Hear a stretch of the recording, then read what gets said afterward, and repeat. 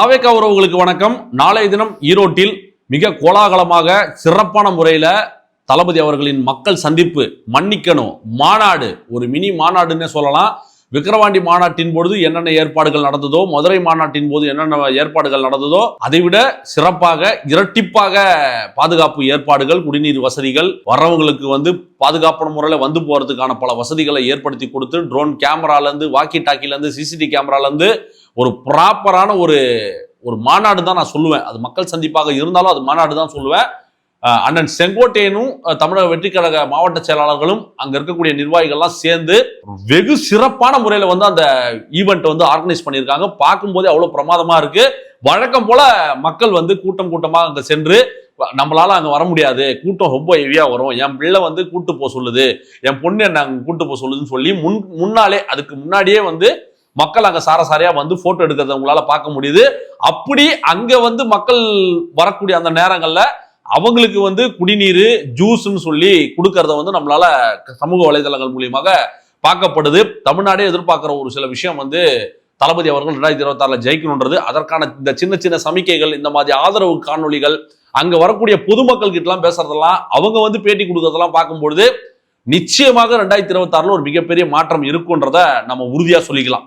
சரி, ஓகே, ஒரு முக்கியமான 2-3 டாபிக் நம்ம டிஸ்கஸ் பண்ணியே ஆகணும். என்னன்னா, இந்த திமுக அரசு தொடர்ந்து நம்மளோட நிர்வாகிகள் மீது, கட்சியின் மீது, நிர்வாகிகள் மீது, மாவட்ட செயலாளர்கள் மீது, பொறுப்பாளர்கள் மீது எல்லாம் அபாண்டம், ஆபாசத்தை தொடர்ந்து பேசுறதை நம்ம பார்த்துக்கிட்டே வந்துகிட்டு இருக்கோம். சமீபமாக, அதாவது சேலம் மாவட்ட செயலாளர் லாட்டரி டிக்கெட் விற்கிறாரு, லாட்டரி சீட் வியாபாரம் பண்ணிக்கிட்டு இருக்காருன்ற மாதிரி ஒரு பொய்யான ஒரு செய்தியை சமூக வலைதளங்கள்ல உலாவிக்கிட்டே இருக்குது. என்னடா இது, திடீர்னு இந்த மாதிரி ஒரு செய்தி வருதுன்னு பார்த்தா அதுக்கு பேக் எண்ட்ல இருந்து ஒரு நிறுவனம் ஒர்க் பண்ணியிருக்கு. அது ஒரு ஃபேக்கான ஒரு பிரபகண்டா. சேலம் பார்த்திபன் அவர்கள் குறிவைக்கப்படுகிறாரா? சேலம் பார்த்திபன் ஏன் சேலம் பார்த்திபனை குறிவைக்கப்படணும்? சேலம் பார்த்திபன்னா சுத்தி சுத்தி பம்பரம் மாதிரி செயல்படக்கூடிய ஒரு மாவட்ட செயலாளர். அங்க இருக்கக்கூடிய சேலம்ல போயிட்டு தமிழக வெற்றி கழகத்தின் மாவட்ட செயலாளர் யாருன்னு கேட்டா சின்ன குழந்தை கூட சொல்லிட்டு அண்ணன் பார்த்திபனோட பேரை. அவர் நீண்ட நெடிய காலமாக மக்கள் இயக்கமாக இருந்த பொழுதுல இருந்து அவர் நம்மளோட இயக்கத்துல தொடர்ந்து உழைச்சிக்கிட்டே வந்துகிட்டு இருக்காரு. தளபதியின் நல்லாசி பெற்ற ஒரு மனிதர். அவர் கூட பல படங்கள்ல நடிச்சும் செஞ்சிருக்காரு. அவர் சேலத்துல அவரோட களப்பணி மிக பிரம்மாண்டமாக ரொம்ப நல்லா ஒர்க் பண்ணிக்கிட்டு இருக்காரு. அந்த சேலம்ல ஒரு மாநாட்டில் கூட நடத்தினது நீங்க பாத்தீங்க. ஜென்ரேட்டர்லாம் கொடுக்கல, இபி லைன் கொடுக்கல, நான் மொத்த ஜென்ரேட்டர் வர வச்சு நான் லைன் போட்டிருக்கேன்னு சொல்லி ஆவேசமா பேசுறதெல்லாம் நீங்க பார்த்திருப்பீங்க. ஒரு உண்மையான ஒரு விசுவாசி. இந்த கிரவுண்ட் ஒர்க் பண்றது திமுகவுக்கு, அங்க இருக்கக்கூடிய ஆளும் வர்க்கத்துக்கு சுத்தமா பிடிக்கல. என்னடா இந்த மனுஷன் பம்பரமா சுத்தி சுத்தி வேலை பார்த்துக்கிட்டு இருக்கானே, இந்த ஆள் மேல ஏதாச்சும் ஒரு பழிய போட்டு ஒரு விமர்சனத்தை ஒரு முத்திரை குத்தி விட்டோம்னா அது ஆட்டோமேட்டிக்கா தானா பத்தி எறியும் போது நம்ம ஒன்றும் பண்ண வேண்டியது இல்லைன்றதுக்காண்டி மாவட்ட செயலாளர் லாட்டரி சீட்டு வியாபாரம் பார்க்கிறாருன்னு சொல்லி ஒரு அபாண்டமான ஒரு பொய்யை அவர் மீது இன்னைக்கு சுமத்தி இருக்கு இந்த திமுக அரசு. பினாமி மீடியா எல்லாரும் சேர்ந்து அதை டேக் ஓவர் பண்ணிக்கிட்டு இன்னைக்கு சமூக வலைதளங்கள்லாம் சுத்தி சுத்தி சுத்தி சுத்தி அவர் மேல ஒரு லாட்டரி சீட்டு வியாபாரம் பார்த்துக்கிட்டு இருக்காரு, இதுல இருந்து சம்பாதிக்கிற பணம்னு சொல்லி ஒரு அபாண்டமான ஒரு பொய்யை சொல்லிக்கிட்டு இருக்காங்க. நிச்சயமாக கிடையாது. அவர் பல பிசினஸ் பண்ணிக்கிட்டு இருக்காரு. அவர் பல காலமாக நம் கழகத்துக்காக உழைச்சிக்கிட்டு இருக்காருன்னும் போது அவர் மேல இப்படி ஒரு அபாண்டமான பழி போட்டிருக்காங்க. தயவு செய்து அதை யாரும் நம்ப வேண்டாம். அது முற்றிலும் பொய்யானது. இப்படி ஒரு தகவல் பரவுறதுன்னு தெரிஞ்ச உடனே நமது தமிழக வெற்றி கழகத்தின் வழக்கறிஞர் அணி அவங்க என்ன பண்ணியிருக்காங்கன்னா, போயிட்டு சமூக வலைதளங்கள்ல அவருக்கு எதிராக இப்படியான ஒரு சில செய்திகள் பரவிக்கிட்டு இருக்கு, அதை பரப்புறவங்க நீங்க கைது பண்ணணும், நடவடிக்கை எடுக்கணும்னு சொல்லிட்டு புகாரும் தெரிவிச்சிருக்கிறத நம்மளால சமூக வலைதளங்கள் மூலியமா நம்மளால தெரிஞ்சுக்க முடியுது. அப்புறம் நானே நேரடியாக கூப்பிட்டு பேசினேன், என்னென்ன நடக்குதுன்னு சொல்லி கேட்டேன். அங்க இருக்கக்கூடிய வழக்கறிஞர்கிட்ட நானும் கூப்பிட்டு பேசும்போது, இல்லை இந்த மாதிரி ஒரு சில விஷயங்கள் போகுது, இதை நீங்க தெளிவுபடுத்துங்கன்னு சொல்லி அவங்க மறுப்பும் தெரிவிச்சுட்டாங்க. பட் இருந்தாலும் லீகலா நம்ம போய் மூவ் பண்ணணும். இப்படியான சில விஷயங்கள், வதந்திகள் பரவுறது நம்ம முளையிலேயே கிள்ளி எரிய வேண்டியது நம்மளோட கடமை. நீங்க போன வாரம் கூட பார்த்திருப்பீங்க, கோவாக்கு இன்ப சுற்றுலா சென்ற விஜய்ன்னு சொல்லி ஒரு அந்த பேசஞ்சர் லிஸ்ட். அது எப்போ கோவாக்கு கீர்த்தி சுரேஷ் அவர்களோட திருமணத்துக்கு எல்லாரும் ஒன்னா கிளம்பி போனாங்க. அப்போ ஒரு நடிகை கூட இவர் டிராவல் பண்ணாருன்ற மாதிரியான சில அந்த பேசஞ்சர் லிஸ்ட் எடுத்து லீக் பண்ணி போட்டாங்க. அதே லிஸ்ட்டை இப்போ எடிட் பண்ணி 2025 டிசம்பர்னு சொல்லி எடிட் பண்ணி மீண்டும் மீண்டும் நடிகையோட தனி விமானத்தில் பயணம் விஜய்ன்னு சொல்லி அதே லிஸ்ட்டை திரும்ப ரீஎடிட், அதாவது ஆர்டிபிஷியல் இன்டெலிஜென்ட் மூலியமாக எடிட் செய்து இன்னைக்கு சமூக வலைதளங்களை உலா விட்டுக்கிட்டு இருக்காங்க இந்த பாசிச பாயாச கும்பல். இப்படியான ஃபேக் பிரபகண்டாக்கள்லாம் நிறைய வந்துகிட்டு இருக்கு. ஏன்னா அது வந்து நிறைய பேருக்கு போய் சேர மாட்டுது. அதாவது போய் உடனே போய் சேருது. உண்மை என்னன்றதை வந்து யாரும் வந்து அதை ஆராய்ச்சி பண்ணக்கூடிய ஒரு இடத்துக்கு யாரும் போகல. அதனால உங்களை நான் தெளிவுபடுத்த வேண்டிய கடமை. அண்ணன் பார்த்திபன் மீது ஒரு பழி சுமத்துக்கிட்டு இருக்காங்க. நம் தலைவர் மீது மீண்டும் மீண்டும் ஒரு இல்லாத ஒரு விஷயத்தை வந்து அதை திணிக்க முயற்சி செய்கிறது இந்த பாசிச பாயாச கும்பல். ரொம்ப தெளிவா இருங்க.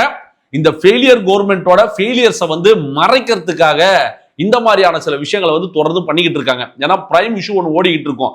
அதுல இருந்து நம்மளை டைவர்ட் பண்றதுக்காக இந்த திமுக வந்து தொடர்ந்து இந்த திருப்பரங்குன்ற இஷ்யூவாக இருக்கட்டும், இன்னும் பிரைம் இஷ்யூ அந்த ஒரு பள்ளி மாணவருக்கு வந்து ஒரு செவுறு இடிந்து விழுந்திருக்கு, ஒரு இறந்திருக்கான், அந்த பக்கம் ஒரு பிரச்சனை. அதுக்கப்புறம் அதாவது வந்து தலித் மக்களுக்கு வந்து கோயிலுக்குள்ள செல்ல அனுமதி கிடையாது, கோர்ட்டோட ஆர்டர் இருந்தும் அனுமதி கிடையாதுன்னு ஒரு பக்கம் போராட்டம் நடந்துகிட்டு இருக்கு. இப்படி தமிழ்நாடு பூரா சுத்தி இந்த ஃபெயிலியர் கவர்மெண்டோட ஃபெயிலியர்ஸ் வந்து அங்கங்க பேச மக்கள் ஆரம்பிச்சிருக்காங்க. வீதிக்கு வந்து போராட ஆரம்பிச்சிருக்காங்க. தூய்மை பணியாளர்கள் ஒரு பக்கம் போராடிக்கிட்டு இருக்காங்க. இங்க காலி பணியிடங்கள் இருக்கு. இங்க பல கல்லூரிகள்ல வந்து காலி பணியிடங்கள் இன்னும் நிரப்பாம வச்சிருக்காங்க. ஆசிரியர்கள் பணிகளுக்கு வந்து இன்னும் நிறைய இந்த கல்லூரிகள்ல வந்து காலி பணியிடங்கள் அதெல்லாம் நிரப்பாம வச்சிருக்காங்க. அதை நிரப்புங்க. ஒவ்வொரு முக்கியமான காலேஜஸ்லயும் 40%, 50%, 60% பணியிடங்கள் நிரப்பாம இருக்குன்னு சொல்லி தொடர்ந்து இந்த பாசிச பாயாச கும்பல் அரசின் மீது மக்கள் கொதிச்சு எழுதுற அதை டைவர்ட் பண்றதுக்காக நம் மீது அங்கங்க போகும்போதெல்லாம் ஒரு ஒரு ஃபேக்கான நியூஸை போட்டு போக வேண்டியதே வந்து ஒரு வேலையாக இந்த திமுக அரசு பண்ணிக்கிட்டு இருக்கு. அதுல ஒரு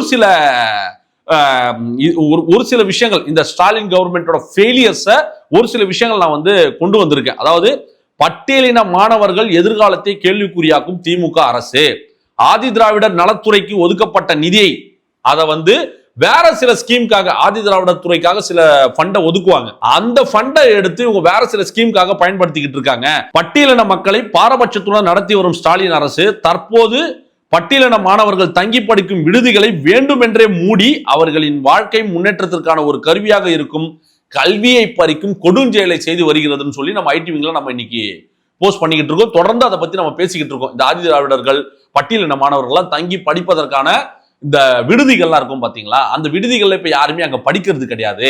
அங்கெல்லாம் அவங்க யாருமே இல்ல. அதற்கான ஏன் ஃபண்டை நம்ம ஒதுக்கணும், அதெல்லாம் வந்து மூடிடலான்ற மாதிரியான சில விஷயங்களை வந்து இந்த திமுக கவர்மெண்ட் பண்ணுது. ஆனா இல்ல, அங்க நிறைய பேர் தங்கி படிச்சுக்கிட்டு இருக்காங்க. அங்க போதுமான வசதிகள் இல்ல. அங்க இருக்கக்கூடிய பல கிராமங்கள்ல பல இடங்கள்ல இருக்கக்கூடிய இந்த தங்கும் விடுதிகள் வந்து பராமரிப்பு செய்யப்படாம பாதுகாக்கப்படாம அப்படியே இருக்கு. அதை வந்து நீங்க வந்து ரெடி பண்ணி கொடுங்கன்னு பல நாட்களாக அங்க இருக்கக்கூடிய மாணவர்கள் வந்து கோரிக்கை வைக்கும் பொழுது அதை திட்டமிட்டே வந்து அதுக்கு ஒதுக்கப்படுற பணத்தை எடுத்து வேற சில திட்டங்களுக்கு இவங்க பயன்படுத்திக்கிட்டு இருக்காங்க. இந்த பட்டியலின மாணவர்கள் ஆதி திராவிட மாணவர்களோட கல்விக்கே வந்து கேள்விக்குறியாக்குற ஒரு நிலைமைக்கு வந்து இந்த திமுக கவர்மெண்ட் வந்து தொடர்ந்து தள்ளப்பட்டுக்கிட்டு வருதுன்றதை வந்து நாம பதிவு பண்ண வேண்டியது ஒரு முக்கிய கடமையா இருக்கு. ரெண்டாவது என்னன்னு பாத்தீங்கன்னா, ஜனநாயக வழியில் போராடிய திருப்பூர் மக்கள் மீது வழக்கு பதிவு. என்னங்க ஜனநாயக வழியில திருப்பூர் மக்கள் எதுக்காக போராடினாங்க, என்ன விஷயம்னு கேட்டீங்கன்னா, திருப்பூர் மாவட்டம் இடுவாய் கிராமத்திற்கு அருகில் உள்ள சின்னக்காளி பாளையத்தில் குப்பை கிடங்கு அமைக்கும் பணிக்கு எதிராக ஜனநாயக வழியில் போராடிய மக்கள் மீது தடியடி நடத்தி கைது செய்திருக்கிறது இந்த திமுக அரசு. இங்க இவங்களுக்கு இதுதான் ஒரு பிரச்சனை.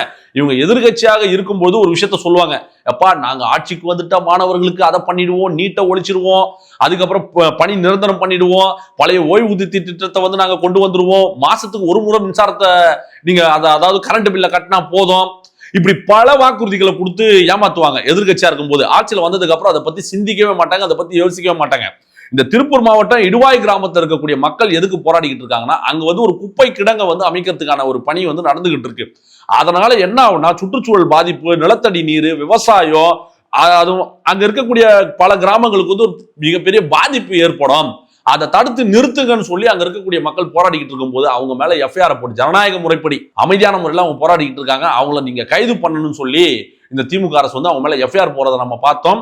சமீபத்தில் வந்து தூய்மை பணியாளர்களுக்கு வந்து அவங்க கேட்ட அந்த ஊதியத்தை ஏற்றி கொடுங்கன்னு கேட்ட, பணி நிரந்தரம் பண்ண சொல்லியும் ஊதியத்தை ஏற்றி கொடுக்க சொல்லி கேட்ட அந்த தூய்மை பணியாளர்களை வந்து அரெஸ்ட் பண்ணி கொண்டு போனதையும் அவங்க மேல எஃப்ஐஆர் போட்ட அந்த காணொலிகள்லாம் நம்மளால பார்க்க முடிந்தது.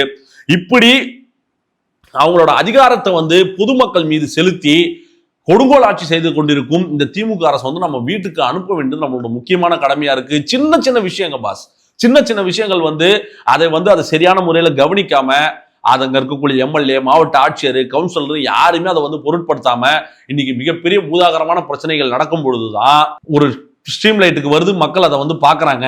இங்க ஒடுக்கப்பட்ட மக்களுக்கும் பட்டியலின மக்களுக்கும் தலித் மக்களுக்கும் இங்க நிறைய பிரச்சனை இருக்கு. ஆனா இதை பற்றியெல்லாம் வந்து அண்ணன் திருமாவர்கள் வாய் திறக்காம மௌனம் காப்பது எந்த விதத்தில் நியாயம் சொல்லி நான் கேட்கல. அவரை நம்பி இருக்கக்கூடிய இளைஞர்கள் நீங்களே கேள்வி கேளுங்கன்றதான் இந்த இடத்துல நான் சொல்லிக்க விரும்புறேன். அதை தொடர்ந்து இவங்க பண்ணிக்கிட்டு இருக்க இன்னொரு கேலி கூத்தான ஒரு விஷயம் என்னன்னு பாத்தீங்கன்னா, இந்த பெண்கள் முன்னேற்றம், பெண்களுக்கான வளர்ச்சின்னு சொல்லி ஒரு மாநாடு, அறிவு திருவிழான்னு ஒரு மாநாடு, இளைஞரணி திருவிழான்னு ஒரு மாநாடுன்னு சொல்லி நடத்தி ஒவ்வொரு நிகழ்ச்சியிலையும் வந்து ஸ்கிரிப்டடா ஒரு சில விஷயங்களை பண்ணி மொக்க வாங்குறத நம்ம தொடர்ந்து பார்த்தோம். இப்போ அண்ணன் உதயநிதி வந்து இளைஞரணி மாநாடு நடத்துறோம், இது அறிவார்ந்த கூட்டம், அறிவு சார்ந்த கூட்டம், இது வந்து அரசியல் தெரிந்த கூட்டம்னு சொல்லி இவர் பேசிக்கிட்டு இருக்கும் போது அங்க வாழையில கொத்த பிடிச்சி தொங்கிட்டு அங்க இருக்கக்கூடிய பழங்கள் எல்லாம் உருவிக்கிட்டு பெஞ்சு மேல ஏறி குதிச்சுக்கிட்டு சேரை கையோட தூக்கிட்டு போற காணொலியில நம்மளால பார்க்க முடியுது. ஒரு புறம் பாத்தீங்கன்னா இந்த பெண்கள் முன்னேற்றம், பெண்களுக்கான சில விஷயங்கள் பண்ணியிருக்கோம், இந்த மாசம் 1000 ரூபாய் கொடுக்குறேன்னு சொல்லி அதுக்கு ஒரு நிகழ்ச்சி நடத்தி செலவு, தண்ட செலவு. இந்த அளவு வந்து முதலமைச்சரை நீங்க பிராண்டிங் பண்ணணும் இல்லையா, அதுக்காக வந்து ஒரு நிகழ்ச்சி நடத்துறாங்க. அந்த காணொலியில் வந்து ஒரு அம்மா வந்து பேசுது, சத்தியமா நான் அவங்களை கிண்டல் பண்ணல, அசிங்கப்படுத்தணும்னு நான் நினைக்கல. 1000 ரூபாய்க்கு 2 கோழி வாங்கினாங்களா, 2 கோழில இருந்து 4 முட்டை வாங்கினாங்களா, 4 முட்டை பொறிச்சு அதுல இருந்து மறுபடியும் ஒரு 8 கோழி வாங்கினாங்களா, அந்த 8 கோழி வித்து 2 ஆடு வாங்கினாங்களா, 2 ஆடை வித்து 4 ஆடை வாங்கினாங்களா, இன்னைக்கு நான் சக்கரவர்த்தி மாதிரி வாடுறான்னு சதுரங்க வேட்டை டைலாக் எல்லாம் பேசிக்கிட்டு ஸ்கிரிப்டடு சொல்லி கொடுத்தது அந்த அம்மா தட்டு தடுமாறி ஏதோ பேசிக்கிட்டு இருக்காங்க. இன்னைக்கு வந்து நம் நாட்டோட பொருளாதாரம் எந்த லெவல்ல இருக்கு, இன்னைக்கு வேலை இன்மை காரணமாக இங்க இளைஞர்கள் வந்து போராடிக்கிட்டு இருக்காங்க வீதியில இறங்கி. இங்க ஊழல் தலைவிரிச்சு ஆடுது.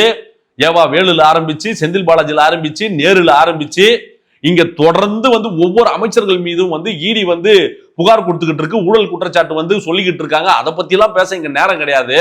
நான் விழா நடத்துறோம் பாருங்க, எனக்கு அப்புறம் என் புள்ள வராரு, அவருக்கு நீங்க ஓட்டு போட்டுருங்க. அதுவும் வந்து இளம் பெரியார்னு பேசினார் பாருங்க ஒரு அமைச்சர், சத்தியமா சொல்ற மனசாட்சி இல்லைங்களாங்க. பெரியாரோட ஆவி ஹேவன்ல இருந்து என்ன கேட்பாரு, இதுக்கு எனக்கும் சம்பந்தமே கிடையாது, பேட்டக்காரன் சேவலுக்கு இதுக்கு சம்பந்தமே இல்லைன்னு சொல்லுவாங்க பாரு. அந்த மாதிரி பெரியாரோட ஆவி கூட மன்னிக்காது. இளம் பெரியார்னு பார்த்து சொல்றீங்கன்னா அவர் எதுக்காகலாம் போராடி இருக்காரு, எவ்வளவு சில விஷயங்கள் பண்ணியிருக்காரு, எப்பேற்பட்ட ஒரு மனுஷனை போய் யார் கூட கம்பேர் பண்ணி பேசிக்கிட்டு இருக்காங்க பாத்தீங்களா. இப்ப திருதா நம்ம ஏன் இவங்களை பார்த்து கொத்தடிமைன்னு சொல்றோம்னு சொல்லி இவங்க நம்மளை பார்த்து பல அவதூறுகளையும் ஆபாசங்களையும் பரப்பிக்கிட்டு இருக்காங்க. இவங்க நம்ம ஒண்ணுமே பண்ண தேவையில்ல. இந்த விழா நிகழ்ச்சிகள் இந்த மாதிரி சில விஷயங்கள்லாம் பண்ணும்போதே இவங்களே நமக்கு கண்டென்ட் கொடுத்துருவாங்க. நம்ம எல்லாம் போயிட்டு தேடி கண்டுபிடிச்சு இவங்களை ட்ரோல் பண்றதுலாம் எதுவும் பண்ண வேண்டியதே கிடையாது. இவங்களா ஒண்ணு பேசி இவங்களே ஒரு கண்டென்ட் கொடுப்பாங்க. அங்க உதயநிதி அவர்கள் பேசுறாரு, இளைஞர்களுக்கு நீங்க வந்து வாய்ப்பு கொடுக்கணும்னு சொல்லும் போது அண்ணன் துரைமுருகனோட மூஞ்ச பாக்கணுமே, நீங்க ஊன்னு உட்காந்து பார்த்துட்டு இருக்காரு. ஐயோ, எனக்கு பார்த்து சிரிச்சுக்கிட்டு தான் இருந்தேன். நான் கூட ஒரு பதிவு போட்டிருந்தேன் சமூக வலைதளத்துல, திரும்ப நீங்க நிகழ்ச்சி நடத்துவீங்களா, ஜாலியா இருக்குன்னு சொல்லி லைலா கேட்கும் பாருங்க அந்த பிதாமகன் படத்துல. அந்த மாதிரி நீங்க தொடர்ந்து ஒவ்வொரு நாளும் ஒவ்வொரு நிகழ்ச்சி வாரத்துக்கு ஒண்ணு வச்சுக்கினாலே வந்து உங்களோட தோல்வி உறுதிப்படுத்திடலாம். ஏன்னா அவ்வளவு கண்டென்ட் கொடுக்குறாங்க. இது வரைக்கும் ஒரு திமுக ஒரு நிகழ்ச்சி நடத்தி இவ்வளவு ட்ரோல் மெட்டீரியல் ஆனதே கிடையாது. சமீபத்தில் வரக்கூடிய ஒவ்வொரு மீட்டிங்லயும் வந்து அது முரட்டு ட்ரோல் கண்டென்ட்டா மாறிக்கிட்டு இருக்கு. இப்படி இவர்களின் ஊழல்களையும் இவர்கள் செய்த தவறுகளையும் வந்து மறைப்பதற்காக மக்களோட வரி பணத்துல, ஏன் உங்க பணத்துல எடுத்து நீங்க விழா நடத்தீங்க, மக்களோட வரி பணத்துல நீங்க பண்ணுவீங்களா?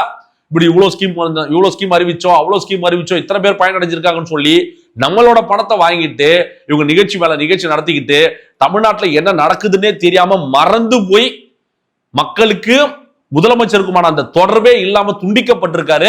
ஒன்னும் கவலை இல்லை, பரிபூர்ணமாக அந்த தொடர்பானது துண்டிக்கப்படும். 2026 தளபதி அவர்களோட அறிக்கை நீங்க பார்த்திருப்பீங்க. ரொம்ப பாதுகாப்பான முறையில நாளைக்கு ஈரோட்டுக்கு வாங்க, வந்துட்டு கர்ப்பிணி பெண்கள் வயதானவர்கள்லாம் நீங்க வராதிங்க, நேரலையில நீங்க பாருங்க. ஏன்னா கூட்டம் கட்டுக்கடங்காத கூட்டம் அங்க நாளைக்கு வந்து சேரப்போகுது.